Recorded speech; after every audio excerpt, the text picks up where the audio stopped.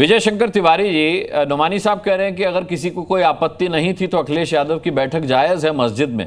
आपत्ति तो किसी को इस बात पर भी नहीं थी कि वो राम मंदिर में दर्शन के लिए आए उद्घाटन के मौके पर। आपत्ति तो किसी को इस बात पर भी नहीं है कि वो श्रावण मास चल रहा है तो जलाभिषेक करें शिव का या शिव भक्तों को बधाई दें, बधाई संदेश दें, लेकिन ऐसा उन्होंने किया नहीं।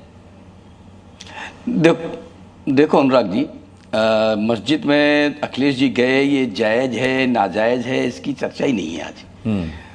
जो मस्जिद है वो राजनीतिक मैदान है कि नहीं है, मस्जिद है वहाँ राजनीति होती है कि नहीं है, मस्जिद है वहाँ से राजनीतिक संदेश निकलता है कि नहीं है, आज का विषय यह है।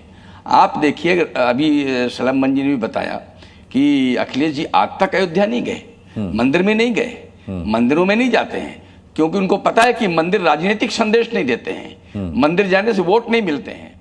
वहां केवल लोग श्रद्धा के कारण जाते हैं, आस्था के कारण जाते हैं, अपने इष्ट के दर्शन करने जाते हैं। लेकिन मस्जिद में जब जाते हैं, आप देखिए ना, बहुत सारे उत्सव इनके होते हैं, तो उसमें कौन लोग जाते हैं और जाकर क्या संदेश देते हैं।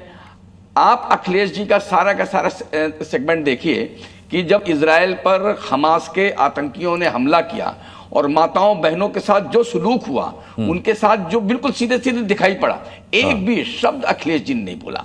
लेकिन जो ही बात फिलिस्तीन पे आई तो फिलिस्तीन के पक्ष में खड़े होने वाले कौन? अखिलेश जी। आप देखिए, बांग्लादेश में जब हिंदुओं पर इतना सारा अत्याचार हो रहा है, एक भी शब्द अखिलेश जी नहीं बोलेंगे।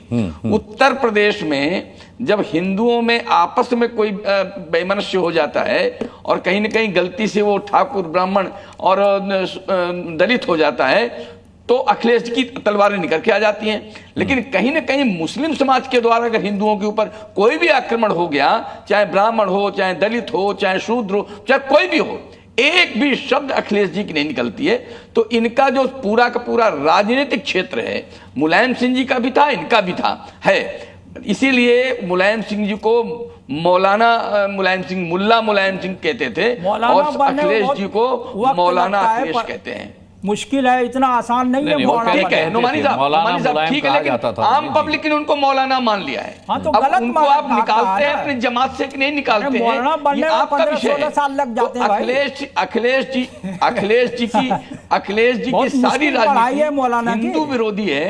जब दक्षिण में सनातन को खत्म करने की बात की जाती है, तब भी अखिलेश जी की जबान से एक भी शब्द नहीं कहता है, जबकि वो खुद सनातन परिवार में पैदा हुए हैं, सनातनी है। लेकिन वोट बैंक का इतना बड़ा सेक्युलर है ना, वो ये कहा गया अभी सेक्युलर है। सनातनी स्वीकार सैयद मसूद साहब ने कहा वो सेक्युलर है। इसको सेक्युलर कहते हैं क्या? सेक्युलर का कहते हैं जो सब धर्मों का सम्मान करे, जो मंदिर में भी जाए, मस्जिद में भी जाए। मंदिर बनवा तो रहे हैं, वो इतना बड़ा मंदिर अखिलेश यादव बनवा रहे हैं। अरे मैं कहता हूं कि बनवाना वाला विषय लगे, अपने घर में बना लीजिए ना, सबके घर में बना हुआ है। लेकिन भगवान राम हर घर में पैदा हुए थे क्या? वो तो राम जन्मभूमि में पैदा हुए थे, और वो एक स्थान है, वहां आज तक नहीं गई है। तो इनको क्या संदेश देना है? लेकिन हिंदू विरोधी मानसिकता अखिलेश यादव जी की है, उत्तर प्रदेश की जनता को पता है। अभी इनका ये ड्रामा नहीं चलने वाला है, सब देख लिया। फिलिस्तीन के साथ खड़े होंगे, बांग्लादेश के हिंदुओं के साथ नहीं खड़े होंगे। प्रदेश में अगर कोई इस प्रकार की बात दलितों के ऊपर, एक मिनट सुन लीजिए, ब्राह्मणों के ऊपर, ठाकुरों के ऊपर, सब पर हमले होते हैं, मुस्लिमों के एक भी शब्द नहीं बोलते।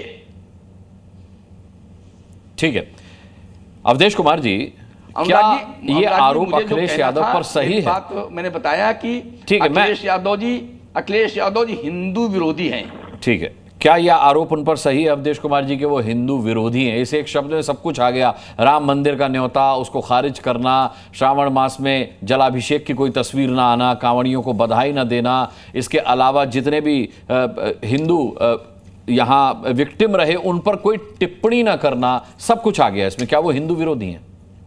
देखिए, ये थोड़ा कठोर शब्द लगता है सीधे हिंदू विरोधी कहना, क्योंकि वो स्वयं हिंदू हैं, पूजा पाठ भी करते हैं और अभी मंदिर बनवा ही रहे हैं। लेकिन जो पॉलिटिकल कैरेक्टर होता है ना, जो उनका राजनीतिक भूमिका है उनकी पार्टी की, 1992 अक्टूबर में वो पार्टी बनी थी, बनते समय भी मैं वहां था, मैंने एक स्टोरी भी लिखी थी। उसके बाद से अगर उस पार्टी की पॉलिसी देखिए आज तक, तो बिल्कुल ऐसा लगा है जैसे कुछ उनका जो वोट है, एक वोट बैंक है, कुछ जाति का तो है ही है, मुसलमानों का वोट हमको प्राप्त होता रहे, इसलिए उनकी एक नीति रही है। अब बाबरी मस्जिद एक्शन कमेटी के जफर याब जिलानी को मुलायम सिंह यादव ने पब्लिक प्रोसिक्यूटर बना दिया था उत्तर प्रदेश का, और वो पब्लिक प्रोसिक्यूटर बन के लड़ते थे और बाबरी मस्जिद का मुकदमा भी लड़ते थे।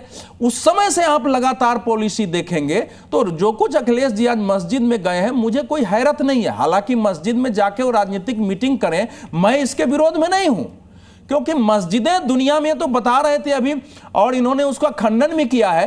अरे मोहम्मद साहब ने जो मदीना जाने के बाद पहली मस्जिद बनाई थी, उसकी हिस्ट्री मैंने पढ़ी है। उन्होंने कहा कि भाई जब हम इस्लामिक स्टेट बना दिए हैं तो हमको अलग अलग इंस्टीट्यूशंस खड़े करने हैं, फोर्सेस खड़े करने हैं, मीटिंग खड़ी करनी है, तो ये सब के लिए कहां बैठेंगे। तो उसका एक वो भी कैरेक्टर था कि ये केवल रिलीजियस कैरेक्टर नहीं है, उसका एक बहुआयामी कम्युनिटी सेंटर है। और सुप्रीम कोर्ट ने 2004 में और 2017 में यह फैसला दिया कि mask is not the integral part of Islam, और उसके बाद ही अयोध्या का फैसला आया है। तो इसलिए वहां अगर जाएंगे तो हम, मस्जिद और मंदिर दोनों इबादत गाह का विषय है, मंदिर के साथ मस्जिद की तुलना नहीं होनी चाहिए। मंदिर का निर्माण अलग कंसेप्ट से होता है, मूर्तियों की प्राण प्रतिष्ठा होती है, उसकी पूरा एक मस्जिद के नींव तक से लेके उस मंदिर की पूजा होती है, मस्जिद एक अलग पार्ट है। अब सेकंड विषय पर आते हैं।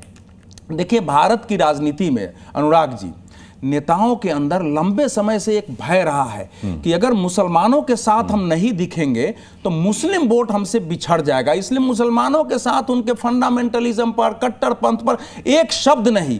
उत्तर प्रदेश में दुनिया का इस समय आधुनिक युग का सबसे बड़ा धर्म परिवर्तन का एक कॉर्पोरेट इस्लामिक कंपनी निकली है, जिसने अपनी सेना तक बना ली है, अपना दुनिया भर में अपने लोग खड़े कर लिए कॉर्पोरेट। अखिलेश यादव क्या करेंगे? लेकिन अखिलेश यादव ने एक शब्द उसके विरोध में नहीं बोला है। अखिलेश यादव अगर नहीं बोल रहे हैं या बोल रहे हैं, उससे क्या फर्क? सर, ऐसा है कि अगर यही कल्पना करिए कि यही अगर कहीं दूसरे धर्म के बारे में हुआ होता तब क्या ये बोलने का विषय नहीं। उत्तर प्रदेश में इतनी बड़ी घटना हो रही है, क्या अखिलेश यादव जी उत्तर प्रदेश के नेता के नाते, INDIA के नेता के नाते, कथावाचकों वाली घटना भी याद आ गई। तो कथावाचकों पर तो चलो आपने बोल दिया, कथावाचकों पर तो जो बोलना है आपने बोल दिया, लेकिन यहां आपने बोला नहीं है। तो वो भी MY साध रहे थे, इसीलिए बोला ना। यही कह रहा हूं ना कि अपने वोट बैंक के आधार पर, और ये जो उनके सांसद हैं रामपुर के उनके सांसद हैं जो वहां के इमाम भी हैं, और उन्होंने कहा कि आइए यहीं बैठ लेते हैं, वो मीटिंग करें, लेकिन मीटिंग करें तो साहसपूर्वक स्वीकारें।